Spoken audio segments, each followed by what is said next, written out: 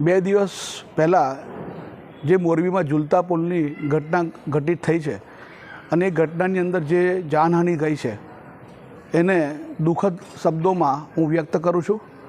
સાથે સાથે સરકાર તરફથી જે પણ આમાં કામગીરી દેખાય છે તે નબળી એ સાબિત થઈ છે અને જે મોતો થઈ છે એના જવાબદાર કોણ? જે પ્રકારે ત્યાં સરકારી તંત્ર પહોંચવું જોઈએ એ પહોંચી શક્યું નથી અને આ મોતો જે થઈ છે તેના સ્થાનિક લોકોએ આ સેવામાં ભાગ લઈ અને જે બી મોતો થઈ છે એને બહાર કાઢવામાં અને જે ગંભીર રીતે ઇજાગ્રસ્ત થયા છે એમને બહાર કાઢવામાં મહદઅંશે ત્યાંના સ્થાનિક લોકોનો હાથ છે। જે ઓરેવા કંપનીના જયસુખભાઈ છે જેમનો આ કોન્ટ્રાક્ટ હતો એવું પેપરના માહિતી પ્રમાણે એવું જાણવા મળ્યું છે કે તેઓ રૂપાલા સરકાર મતલબ જે ભારતીય જનતા પાર્ટીના સરકારમાં જે રૂપાલા જે છે નેતા મંત્રી એમના વેવાઈપણાના સંબંધમાં બી એ આવે છે।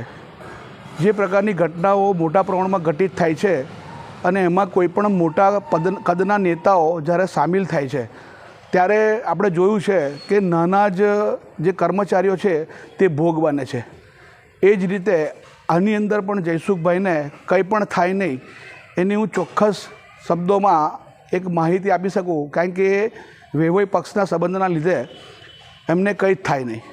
પણ જે ઘટના ઘટિત થઈ છે ને જે આટલા લોકોની જાનહાનિ થઈ છે એના જવાબદાર કોણ? ત્યાંના સ્થાનિક જે કોન્ટ્રાક્ટ આપેલો તે, જે ટિકિટનું વેચાણ જે કહેવામાં આવે છે કે 125 જેટલી ટિકિટનું વેચાણ કરવામાં આવતાની જગ્યાએ 400થી પણ વધારે ટિકિટોનું વેચાણ કરવામાં આવ્યું છે, તો તે જવાબદાર? ત્યાંના કલેક્ટર જવાબદાર? ત્યાં સીઓ નગરપાલિકાના સીઓ જવાબદાર? પ્રમુખ જવાબદાર? લાગતા વળગતા અધિકારીઓ જવાબદાર? માટે હું ચોક્કસ કહીશ કે જે ઘટના ઘટિત થઈ છે એ દુર્ભાગ્ય કહેવાય, કારણ કે આવી ઘટનાઓ વારંવાર જે ઘટિત થાય છે એ સૂચવે છે કે જે સરકાર ગુજરાતમાં ચાલી રહી છે કહેવાતી ડબલ એન્જિનવાળી એ નિષ્ફળ છે। બીજી વાત કહું તમને કે આજે મોદી સાહેબ જે પ્રમાણે ત્યાં પહોંચ્યા છે એમની તડામાર તૈયારીઓના ભાગરૂપે કાલે રાતે ખાસા બધા સોશિયલ મીડિયા પર અને સમાચારની પત્રોની અંદર આનો ઉલ્લેખ કરવામાં આવ્યો છે કે સિવિલ હોસ્પિટલને રંગરોગાન કરીને અદ્યતન બનાવવા માટે અને ત્યાંના બેડોથી લઈને ગાદલાથી લઈને બધું બદલવા માટે એક યુદ્ધના ધોરણે એ તંત્ર લાગેલું।